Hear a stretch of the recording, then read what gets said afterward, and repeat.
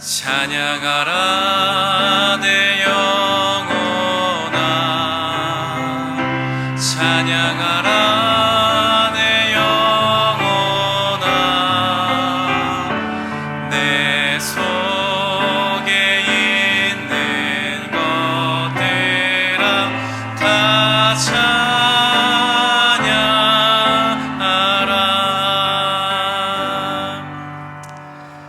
오늘 우리에게 주신 하나님의 말씀은 출애굽기 19장 1절부터 8절까지의 말씀입니다. 구약성경 111면에 있습니다.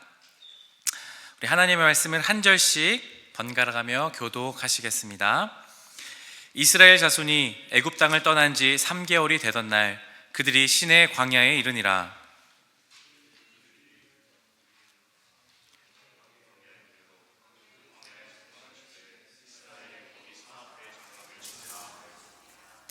모세가 하나님 앞에 올라가니 여호와께서 산에서 그를 불러 말씀하시되 너는 이같이 야곱의 집에 말하고 이스라엘 자손들에게 말하라.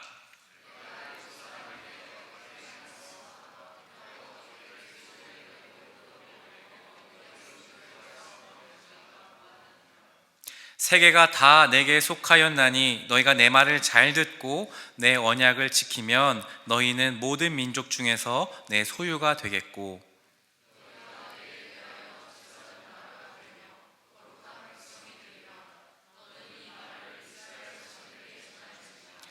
모세가 내려와서 백성의 장로들을 불러 여호와께서 자기에게 명령하신 그 모든 말씀을 그들 앞에 진술하니 백성이 일제히 응답하여 이르되 여호와께서 명령하신 대로 우리가 다 행하리이다.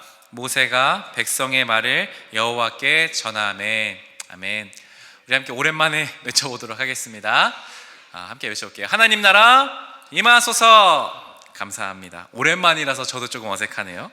우리 옆에 분들과 함께 인사 나누면 좋겠습니다. 이렇게 인사해볼까요? 하나님이 당신을 참 사랑하십니다. 이렇게 인사해볼까요? 시작. 하나님이 당신을 참 사랑하십니다. 네, 저는 이 참이란 단어를 참 좋아하는데 하나님 여러분을 참 사랑하십니다. 오늘은 하나님의 청혼이라는 말씀으로 출애굽기 19장 말씀을 가지고 함께 하나님의 말씀을 나누도록 하겠습니다. 여러분은 프로포즈 하면 어떤 생각이 떠오르시나요? 프로포즈, 뭔가 낭만이 있고 로맨틱한 생각이 떠오르지 않으십니까? 이 프로포즈라는 건 결혼하는 사람들이라면 누구나 결혼 승낙을 위해서 하는 행위가 바로 프로포즈이죠. 미국 심리학회에서 발견한 저널 오브 패밀리 사이콜로지라는 거기서 자료에 따르면 성공적인 프로포즈를 위한 3가지 요소가 중요하다고 2022년에 발표했습니다. 그 3가지를 잘 기억하면 여러분도 혹시 프로포즈 하실 분이 있다면 성공 확률을 높이실 수 있을 겁니다. 한번 화면을 좀 보여주세요.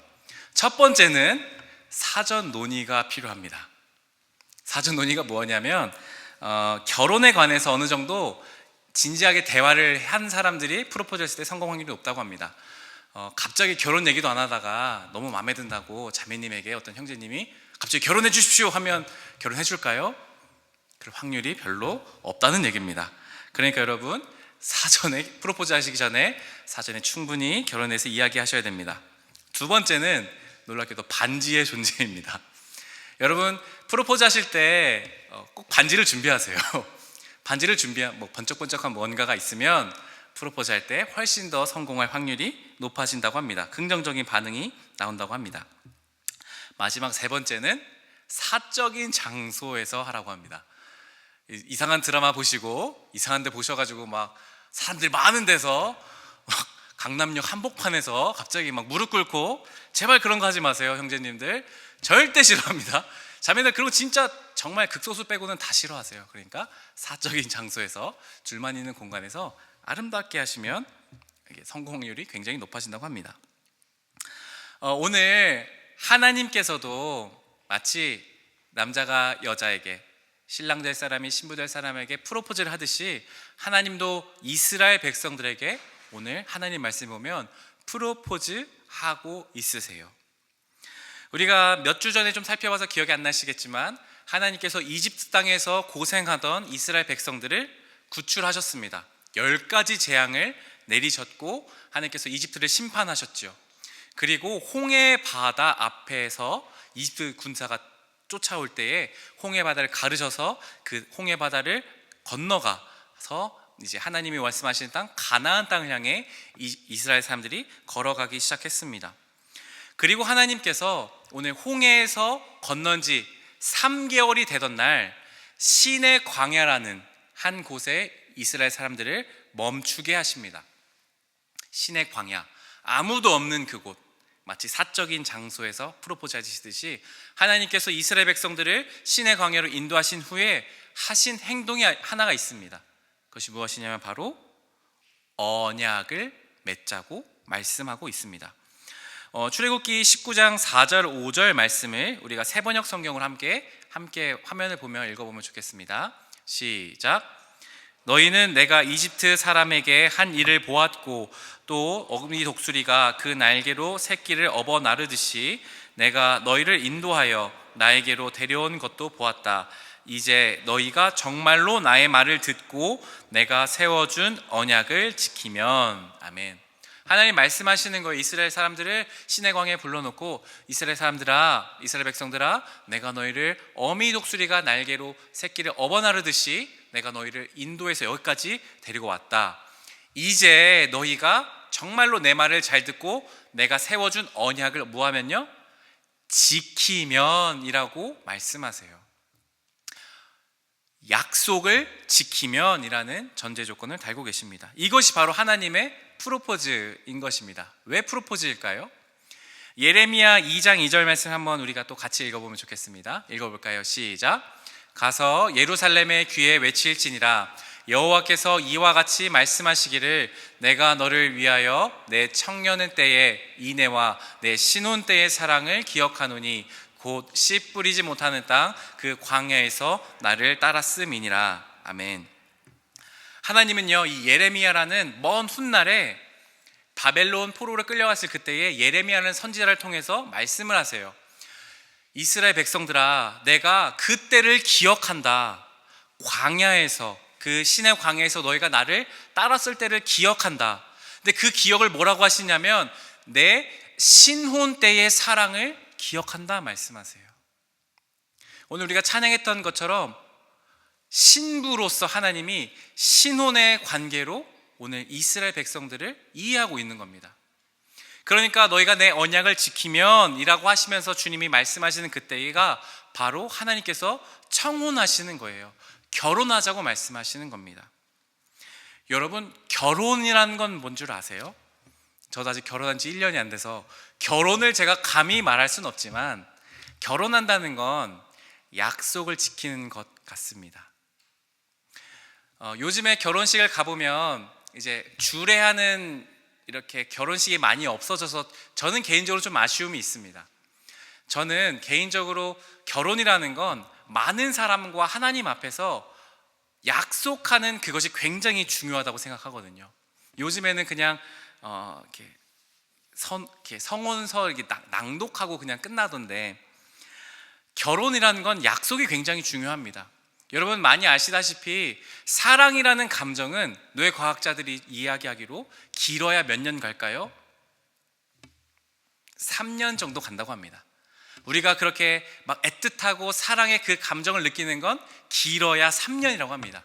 3년이 지나면 그런 애틋했던 감정들은 사라지고 무엇이 남을까요? 셀장들이 그러던데 의리가 남는다고 하더라고요. 의리가 남죠. 그리고 약속이 남습니다. 하나님과 사람 앞에서 결혼할 때 이렇게 얘기하죠. 힘든 일이 있을 때나 슬픈 일이 있을 때나 좋은 일이 있을 때나 기쁜 일이 있을 때나 언제나 이 사람만을 사랑하기로 내가 약속합니다 하는 거죠. 그게 결혼입니다. 결혼한다는 것은 약속을 하는 겁니다. 이 사람과의 공식적인 관계로 많은 사람들 앞에서 배타적인 관계로 이 사람만을 사랑하겠다고 약속하는 겁니다. 그러니 약속한다는 건 어떤 일이 있더라도 내 감정이 조금 흔들릴지라도 이 사람만을 온전히 사랑하기로 사람들 앞에서 하나님 앞에서 언약하는 것이죠. 바로 이런 언약을 하나님이 지금 이스라엘 백성들에게 요구하고 계시는 거예요.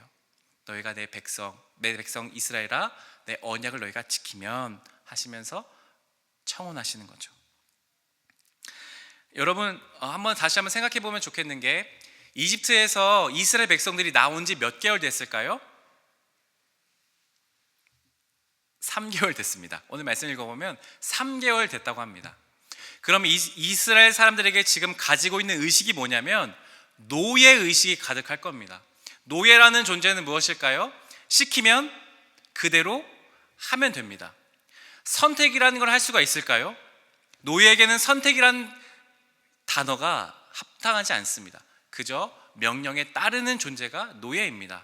그런데 하나님은 오늘 이스라엘 백성들을 향해 이렇게 말씀하시는 거예요. 너희가 내 언약을 지키면 선택할 수 있게 해주시는 거예요. 프로포즈는 그런 거죠. 선택할 수도 있고 거절할 수도 있는 거죠. 하나님이 그렇게 이스라엘 백성들을 향해 청혼하시면서 약속을 지키면 하시면서 다시 이렇게 마치 다이아 반지를 건네주듯이 3가지를 약속해 주십니다. 내 말 잘 지키면 3가지를 해주겠다 말씀하십니다. 출애굽기 19장 5절 6절 말씀을 제가 읽어드리겠습니다.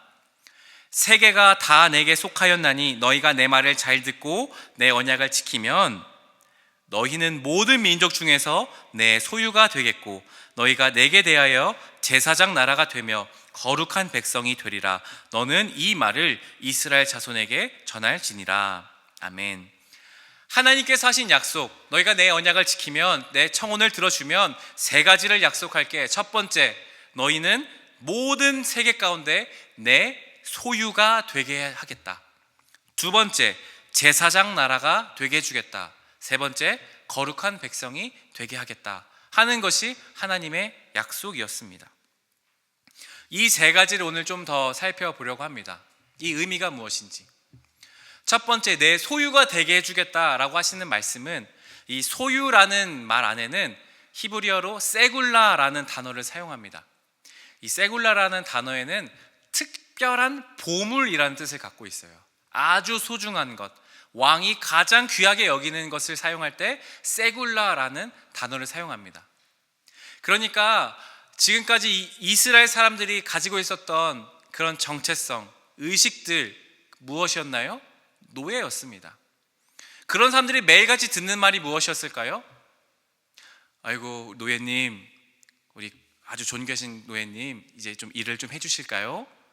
아유 너무너무 힘드시죠? 좀 일 좀 해주세요 라고 말을 했을까요? 이집트 사람들이? 그렇지 않죠. 노예에게는 가혹한 말밖에 없습니다. 당장 일어나, 지금 해, 이 쓰레기 같은 놈아, 버러지 같은 놈아 라는 말밖에 없을 겁니다. 그런 말만 평생 들어온 게 이스라엘 사람들이었어요. 그런데 하나님 뭐라고 말씀하세요? 너희는 내 특별한 보물이 되게 해줄게. 이스라엘 사람들아, 너희는 내 소중한 존재야 라고 말씀하시는 거예요. 우리도 마찬가지 아닙니까? 이 세상을 살아가면서 여러분, 우리가 세상 속에서 듣는 말이 어떤 말들입니까? 좋은 말을 많이 듣습니까? 회사에서 일을 할 때 여러분, 우리가 얼마나 힘든지 모릅니다. 세상에서 우리에게 늘 들려지는 말은 넌 이겨야 돼, 살아남아야지, 너 그거 못하면 너 뒤떨어지면 안 된다, 너 돈 못 벌면 너 인생 좀 비참해져, 너 성공해야지 사람들에게 인정받지. 그런 언어들이 우리에게 알게 모르게 들어온다라는 거죠.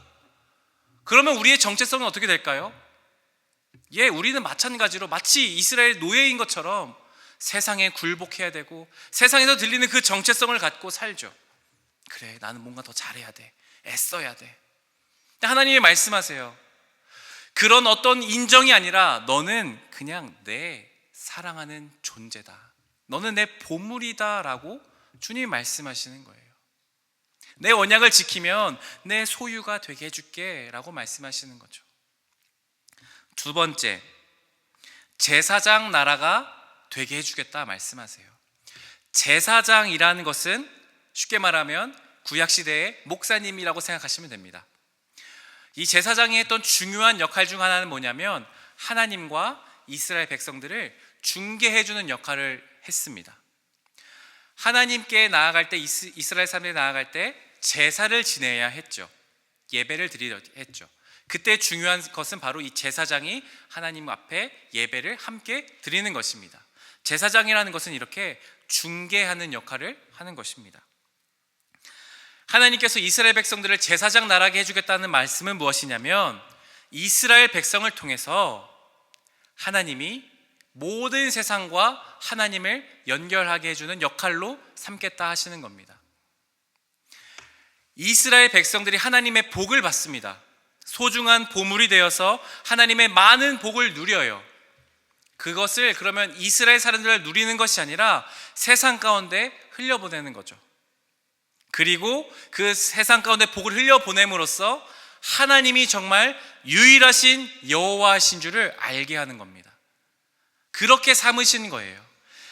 내가 너희를 제사장 나라 삼아줄게 하시면서 이스라엘 백성들에게 복을 주시는 거예요. 그 복이 너희들만 누리는 것이 아니라 세상 가운데 너희처럼 보잘것없는 아무것도 아닌 노예밖에 안 되는 너희가 이렇게 잘 살게 된 것이 바로 하나님이 하신 일이라는 것을 세상 가운데 보여주는 거죠. 그렇게 함으로써 하나님이 하나님 되심을 나타내는 삶으로 보여주시는 겁니다. 우리 또한 하나님의 부르심은 바로 이렇게 하나님의 복을 받아서 세상 가운데 나타내는 사람들로 부르셨다는 겁니다. 여러분들은 그저 세상 가운데서 비루하게 사는 존재가 아니라 하나님의 복을 누리고 하나님의 복을 세상에 선포하는 거죠. 하나님이 이런 분이시라는 것을 드러내고 나타내는 존재가 하나님의 부르심을 받은 여러분들의 정체성이라는 것입니다. 마지막 세 번째 약속은 거룩한 백성이 되게 해주겠다라는 하나님의 약속입니다. 혹시 뒤에 에어컨 좀만 켜주시면 감사하겠습니다. 거룩한 백성이 된다는 것은 구별된 사람이 된다는 뜻입니다. 저는 이것을 어떻게 표현하고 싶냐면 구분하는 삶이 아니라 구별된 삶을 살게 해주시겠다라고 말씀하시는 겁니다. 구분되는 삶이 아니라 구별되는 삶. 도대체 이것은 무엇일까요? 세상을 살아갈 때 세상의 방법과 세상에 살아가는 방식이 있습니다. 그 뜻대로 살아가는 것이 아니라 하나님의 방식과 하나님의 뜻을 따라 살아가는 사람들, 그게 바로 거룩한 사람, 구별된 사람이라는 것입니다. 제가 구분과 구별을 말씀드렸는데 이렇게 한번 생각해 볼까요? 구분되는 삶이 있습니다. 무엇이냐면 빨간색이 있습니다. 그 안에 파랑색 원이 하나 딱 있다고 생각해 보세요. 그러면 빨간색 안에 파랑색은 너무나 잘 구분될 겁니다. 구별된다는 것은 무엇이냐면 빨간색 안에서 파랑색이 녹아져 들어가는 거예요. 그래서 섞여서 주황색, 새로운 색이 되는 것이죠. 구별된다라는 것은 구분되는 것과 다릅니다. 구분되는 건 이런 거예요. 친구들이 회사 끝나고 술 한잔 먹으러 가자고 할 때 여러분 가실래요? 안 가실래요? 가야 될까요? 말아야 될까요? 안 가는 것이 구분되는 삶입니다. 세상에서 야 클럽 한번 가자. 난 그런데 더러운데 안 가. 안 가. 하는 것이 구분되는 삶입니다. 구분되는 삶입니다. 그냥 세상은 악하니까 구분돼서 담 쌓고 그냥 안 하는 거. 수동적인 거죠. 술 안 먹고 담배 안 피는 거. 그게 나쁘다고 하는 게 아니라 너무 이것도 훌륭한 일입니다. 구분되는 것.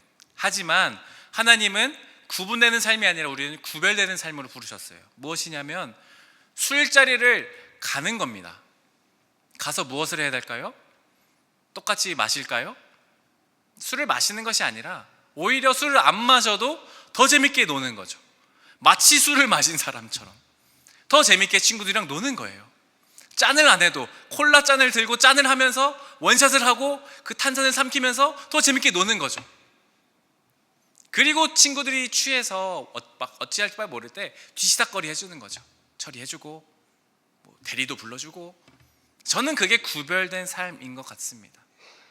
그냥 무조건 세상과 구분되어서 안 하는 것, 이게 너무 훌륭하고 멋진 일입니다. 그러나 우리가 해야 될 일은 거기에서 더 나가야 되는 겁니다.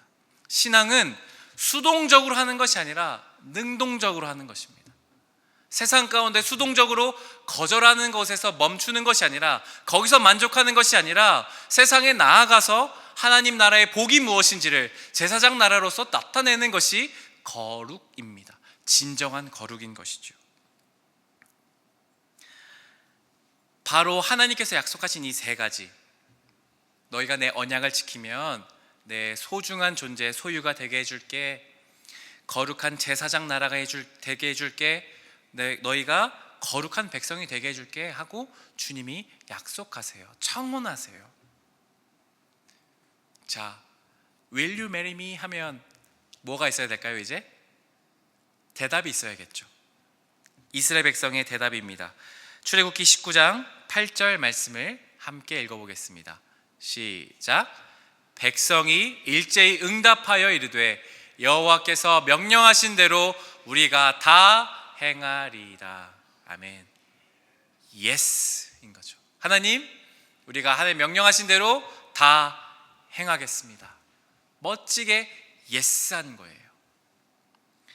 하나님, 저도 이제 하나님께서 청하신 것처럼 하나님과 공식적인 관계로, 배타적인 관계로 하나님만 사랑하겠습니다. 난 당신의 신부가 되겠습니다 하고 대답한 겁니다. 자, 그럼 이제 오늘 여기에서 여러분의 대답은 무엇입니까? 하나님께서 여러분들에게 약속하십니다. 내 언약을 지키면, 사랑하는 영세교회 청년들아, 영세교회 성도님들, 내 소유가 되게 해주겠다, 제사장 나라가 되게 해주겠다, 거룩한 백성이 되게 해주겠다. 여러분의 대답은 무엇입니까? 하나님은 대답을 강요하지 않으세요. 선택할 수 있게 지키면 이라고 말씀하세요. 오늘 여러분들의 대답을 해야 되는 겁니다. 근데 이 대답 안에는요, 여러분, 책임이 있습니다. 거룩한 나라로서, 거룩한 백성으로서 살아가겠다는 다짐이 있어야 됩니다. 제사장 나라가 되겠다는 다짐이 있어야 됩니다. 세상에서 어떤 소리가 들려도 난 하나님의 거룩한 보물이야, 소중한 존재야라는 인식을 갖고 살려는 용기를 가지고 대답해야 하는 것입니다. 여러분은 오늘 무엇을 어떻게 고백하시겠습니까? 권면드리기로는 이스라엘 백성들이 고백했던 것처럼 우리가 다 행하겠습니다 하는 대답이 우리의 모두의 대답이 되기를 간절히 소망합니다. 함께 시골에 좀 찬양하며 기도의 자리로 나아가겠습니다.